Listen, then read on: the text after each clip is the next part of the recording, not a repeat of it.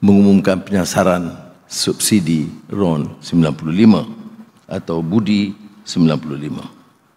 Ini telah kita janjikan, dan dalam pengumuman saya katakan, saya dengar semula pengumuman itu sebelum akhir September.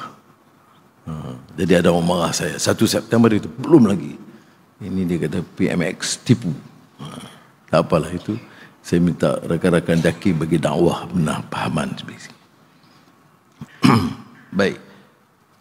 Jadi kita putuskan untuk menetapkan kadar RON 95 daripada RM2.05 seliter sekarang kepada RM1.99 bermula pada 30 September.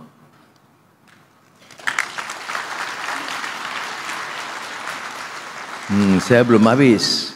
Saya kata 30 September tahun tahun 2025.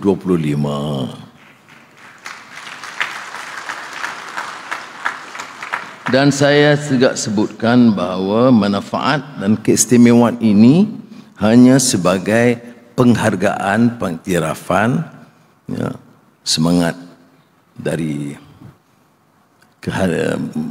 hari kemerdekaan 31 Ogos, 16 September Hari Malaysia.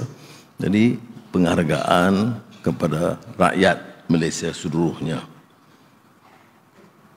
Baik, mulai 30 September bukan warga negara dan syarikat besar yang tidak layak terima subsidi kerana dia untuk peribadi, ya, untuk perseorangan yang punya lesen memandu, itu akan bermula pada 30 September itu untuk bukan warga negara RM2.60.